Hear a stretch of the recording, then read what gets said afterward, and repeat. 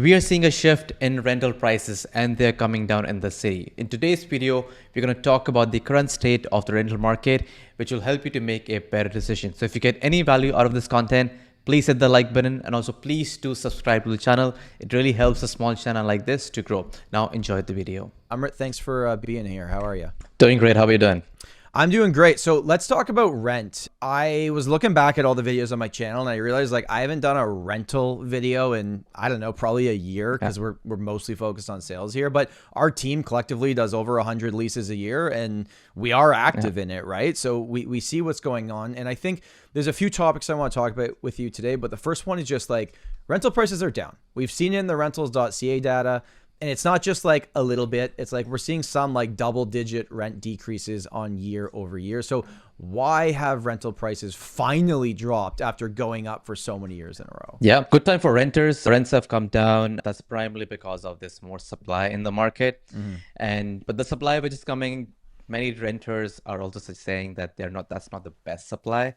Right. So it kind of depends now what you're looking for. So yeah, one of the main reason is there's high supply. And second reason, do you want to share? What's the reason?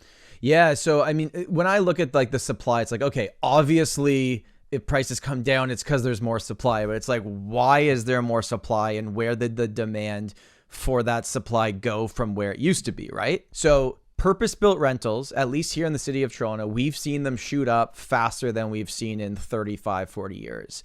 They are an entire building that is not owned by a bunch of individual landlords. It is owned by a large corporation, and they are incentivizing people to move into these buildings pretty much as soon as possible, right? When these things launch. So we have all these purpose-built rentals, and then it's like, well, where did the demand go? Walk me through why some of the demand's not there from where it used to be. Yeah, second reason for the demand side of things, for the lower demand side of things is, I would say, immigration levels have come down. Yeah. So when immigration levels, especially the government is targeting temporary residents, and temporary residents, they typically go towards renting side of things as opposed to buying.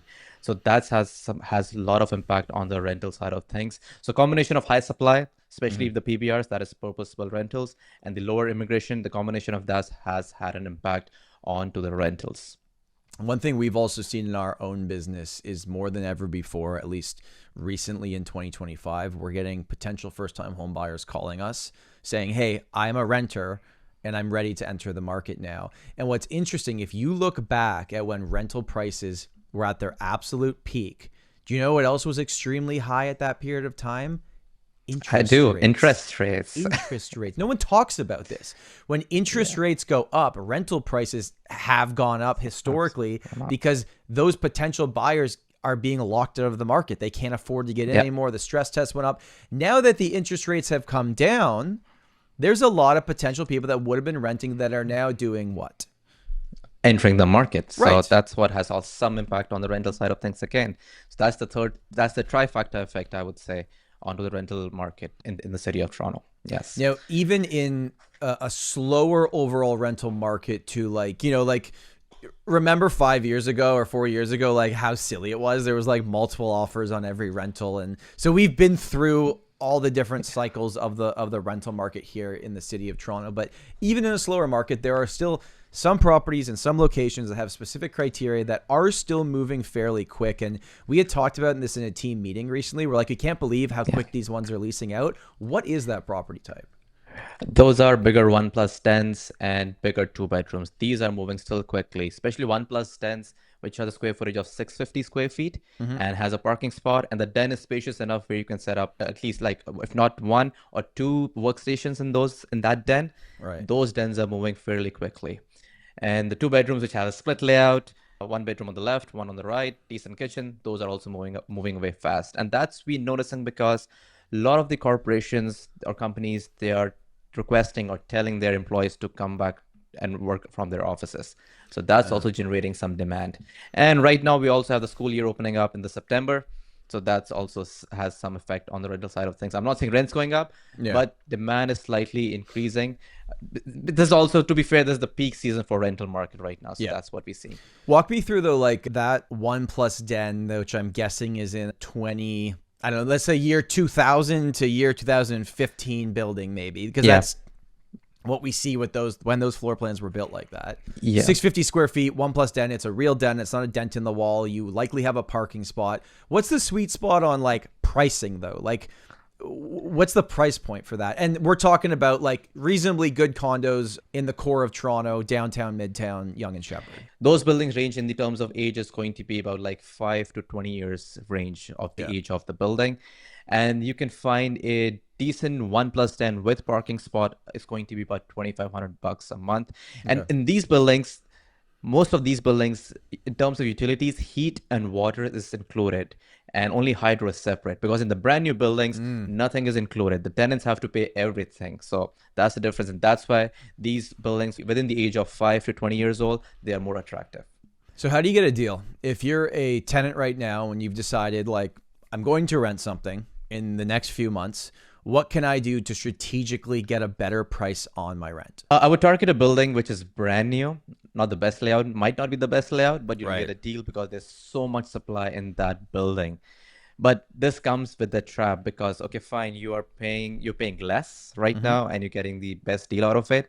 But in a couple of years, who knows how the rental market trends, right? If the rent prices go up, the landlord can increase the rent by whatever amount because these buildings, these are not rent control buildings. So any buildings which was open after 2018, the exact date is I think November 15th, 2018, right? So any building which is opened after that, the landlords have all the right to increase the rent or jack up the rent by whatever amount. So there's no limit to it. So that's that's something I would consider before getting into a brand new building. And with those brand new buildings, you kind of have two options, right? You have the brand new condo that is owned individually by one landlord, likely, or you have the purpose-built rental where it's an only rental building. And I guess you could make the argument that maybe if your goal is to rent and rent for several years, that maybe the purpose-built rental could be better because they're not going to put that up for sale. It can't go on the market for sale.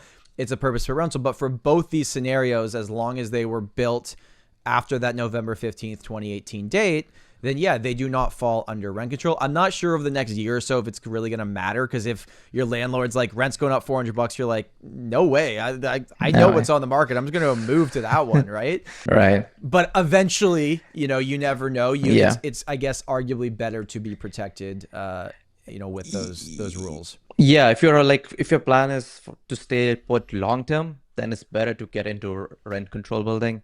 If your plan is for short term, let's say a year or two, then it's fine to target the brand new building. You find that in that way. In any case, if the landlord increases the rent, which is unrealistic, which is not at par with the market rent, the tenant is going to move out, and it's a cost for the landlord to find a tenant. So they're not going to increase it drastically, right? So that's why.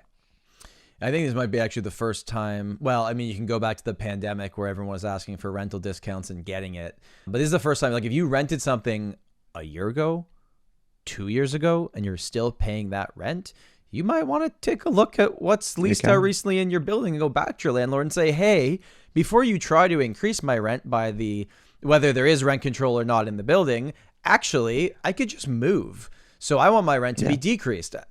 Landlords aren't going to like me for bringing that up, but I think tenants should understand what their options are, right? So when you look at new buildings, and I should probably explain this too, the reason why with the condos you would get a better deal is because there's tons for lease at the same time. Many of them are the exact same floor plan. They're competing with each other.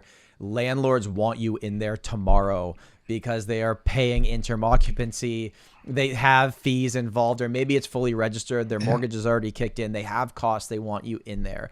But as a tenant, it's not always just price for the landlord. It is so one-sided in Ontario, the landlord-tenant rules, that landlords are just like spooked. And they're like, we'll take actually less money sometimes just to get the right tenant. So walk me through, like, what does a tenant need to make an application to put themselves in the best position? Yeah, they need to. Also, I would add this too: if they want a good deal, just get all your documents in draw, because landlords like a good tenant with a good profile. So if you're able to present yourself in best possible human being, you will get the place maybe at a discount price as well. So get your employment letter first, get your pay stubs, get your credit report, the whole report, and get even mention your LinkedIn profiles and just write a quick blurb about telling about yourself. Sounds weird, but it works because Yeah. anyone would want to know who's moving into their condo or into their house. So that's why a combination of all these documents will put you in a better place. In any ways, these documents are mandatory, but if you present yourself in the best possible manner, you might be able to scoop that deal. Yeah, and I guarantee you, if you submit an application, the landlord is going to look you up online and they are going to find your social media. So just be aware of that if that's something that you are concerned about.